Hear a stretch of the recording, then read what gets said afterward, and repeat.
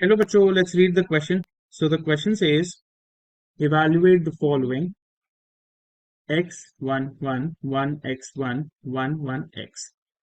So बच्चों evaluate करना है तो इसका की कॉन्सेप्ट होगा, हमें सिर्फ मैट्रिक्स को इवेल्युएट करना है. So by using row and column transformation we will expand the matrix. ठीक है बच्चों, तो आइए अब मेरे को मैट्रिक्स मान लीजिए ए गिवन है which is x 1 1 1 x 1 and 1 1 x. तो देखिए इसमें रो ट्रांसफॉर्मेशन करिए बच्चों. रो ट्रांसफॉर्मेशन से क्या होता है, हम ऐसे डायरेक्टली भी एक्सपैंड कर सकते हैं. और देखिए 3x है तो एक्स क्यूब की आइडेंटिटी लगा के इसे सॉल्व करना वुड बी वेरी डिफिकल्ट. तो हम रो ट्रांसफॉर्मेशन से इसको छोटे छोटे फैक्टर्स में कर लेंगे. तो पहला रो ट्रांसफॉर्मेशन लगाइए r1 माइनस r2 एंड दूसरा रो ट्रांसफॉर्मेशन लगाइए r3 goes to R3 minus R2. तो ये इंडिपेंडेंट रोज है, सो ये अलग अलग एक साथ ही रो ट्रांसफॉर्म हो सकती हैं.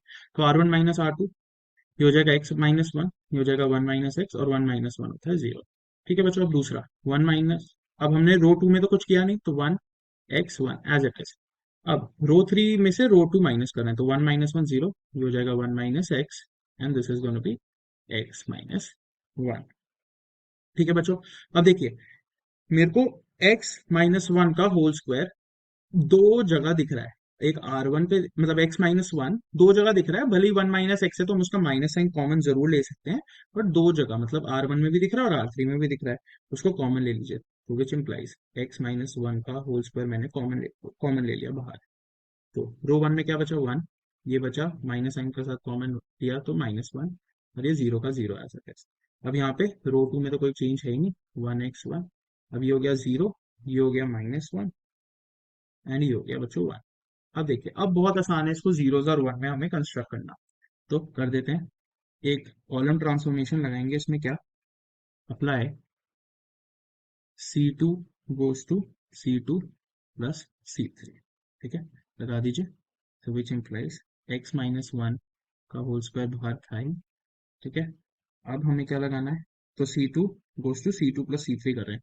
तो कॉलम वाइज एक्सपैंड करेंगे, मतलब कॉलम वाइज लिखेंगे. तो 1 1 0 पहला कॉलम था, दूसरे कॉलम में हम ऐड कर रहे हैं तीसरे कॉलम को, तो ये बन जाएगा minus 1 plus 0 minus 1 x plus 1, so x plus 1, और माइनस 1 प्लस 1 0, और column 3 as it is 0 1 and 1. ठीक है बच्चों, अब हम एक्सपैंड कर देते हैं इस डिटर्मिनेंट को. रो 3 के अलोंग एक्सपैंड करते हैं, it would be very easy for us क्योंकि दो वैल्यू तो वहां पे ऑलरेडी 0 है. यहाँ पे लिखिए एक्सपैंडिंग एक्सपैंडिंग दोबारा इसको लिखते हैं एक्सपैंडिंग अलोंग रो 3. अब मैं रो 3 के लिए क्यों कर रहा हूँ, क्योंकि वहां पे दो जीरो है तो वहां से दो उनका कोई सिग्निफिकेंस है नहीं, तो हमें सिर्फ जो लास्ट एलिमेंट है उसमें जो A33 एलिमेंट है वहां से एक्सपैंड करना पड़ेगा. ये क्या हो गया x माइनस 1 का होल स्क्वायर, एंड जब रो 3 के अलोंग हमने एक्सपैंड किया ये हो गया 1 मल्टीप्लाई में x प्लस 1 माइनस माइनस 1. तो बच्चे क्या बच गया मेरा, यहाँ पे देखिए x माइनस 1 का whole square multiplied by x plus 1 plus 1. ये हो गया x माइनस 1 का whole square multiplied by x plus 2.